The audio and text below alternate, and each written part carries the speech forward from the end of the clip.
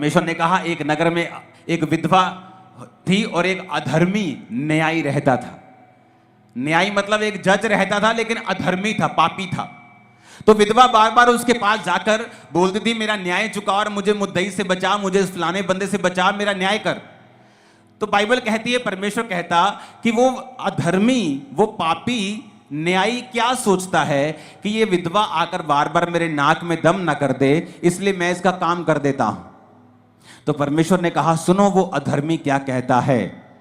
अब जो व्यक्ति दिन रात परमेश्वर के नाम की दुहाई देता है, परमेश्वर ने कहा, क्या मैं उसका न्याय नहीं करूंगा? जो व्यक्ति दिन रात मेरे नाम की दुहाई देता है, क्या मैं उसका न्याय नहीं चुकाऊंगा? क्या मैं उसकी प्रार्थना नहीं करूंगा? ये कौन कह रहा है? सीधा डायरेक्ट प्रभु यीशु मसीह का वचन है ये। प्रभु यीशु मसीह अपने मुंह से अपने लोगों को समझा रहे हैं कि एक विधवा बार बार जाने से एक पापी बंदे से न्याय ले सकती है। तो प्रभु कहता है कि अगर तुम मेरे पास दिन और रात मेरे नाम की दुहाई दोगे, मैं तुम्हारा न्याय क्यों नहीं करूंगा? मैं तुम्हें क्यों नहीं छुड़ाऊंगा? मैं क्यों तुम्हारी प्रार्थना का उत्तर नहीं दूंगा? मैं क्यों तुम्हें नहीं बंधनों से आजाद करूंगा? पर कंडीशन क्या है? अगर वो दिन रात मेरे नाम की दुहाई दे। आप एक दिन प्रार्थना करेंगे सुबह, आपने प्रार्थना की, प्रभु तेरे वचन में लिखा है धर्मी का वंश पराक्रमी होगा। प्रभु अपने बच्चों के लिए प्रार्थना करता हूं, अपने लिए हीलिंग के लिए, डिलीवरेंस। आप प्रार्थना करते हैं वचन के बीच, आप वही प्रार्थना फिर शाम को करते हैं, वही प्रार्थना फिर आप रात को करते हैं, फिर सुबह, फिर दोपहर, फिर शाम, फिर रात, फिर सुबह, फिर शाम, फिर रात, फिर सुबह, फिर शाम। परमेश्वर को आप दुखी कर देंगे और वो जवाब देगा। वो अपने वचन का इनकार नहीं कर सकता, वचन को डिनाई नहीं कर सकता। अगर आप वचन के बीच से उससे लड़ेंगे, वो आपको उत्तर देगा। अब यूसुफ, याकूब को भी यह बात मालूम थी। याकूब को पता था कि उसका भाई उसे मारने के लिए 400 बंदे लेके आ रहा है। क्या लिखा वचन में? उसने सब परिवार को नदी के पार कर दिया। अपने 11 जितने बच्चे थे उसके उस समय तक, उन 11 बच्चों को, उन पत्नियों को, उन भेड़ों बकरियों को, सबको आगे कर दिया और रात अकेला रह गया। और क्या करता रहा?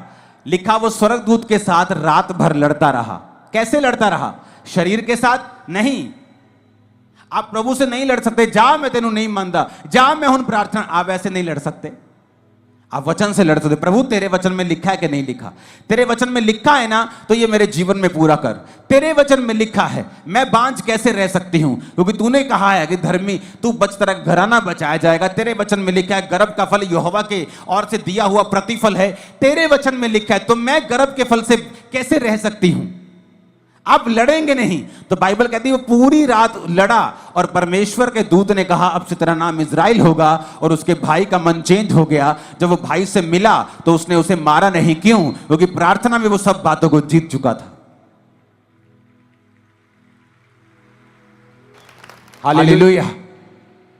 प्रभु ने उससे वायदा किया था कि मैं तेरे वंश को ये करूंगा, तेरे वंश को वो करूंगा। तो वो क्या फाइट कर रहा था? प्रभु मैंने थोड़ी कहा था, मैंने थोड़ी कहा था कि मेरे वंश को तू ब्लेस कर। तूने कहा था कि तेरे वंश में राजा पैदा होंगे, तूने कहा था कि तेरे वंश में ये होगा, तूने मेरे बाप, तूने मेरे दादा, तूने मेरे फलाने को ये कहा था। वो परमेश्वर से इस वचन से फाइट कर रहा था कि तेरा वचन कहता है, तेरा वायदा है, तूने कहा था कि मेरे दादा को, मेरे बाप को, मेरे दादा अब्राहम को तूने कहा था कि तेरा वंश ऐसा होगा। और तू जानता है परमेश्वर, मेरा भाई तुझ में नहीं है, एसाव तुझ में नहीं है, एसाव परमेश्वर में नहीं है। अगर वो परमेश्वर में होता तो कनानी लड़कियों से कभी भी शादी नहीं करता। मैं तुझ में हूं, मैं अपने दादा, अपने पिता का वंश हूं, मेरे वंश के साथ तेरा वायदा है। इस तरह से वो फाइट कर रहा था और परमेश्वर ने उसको सुना।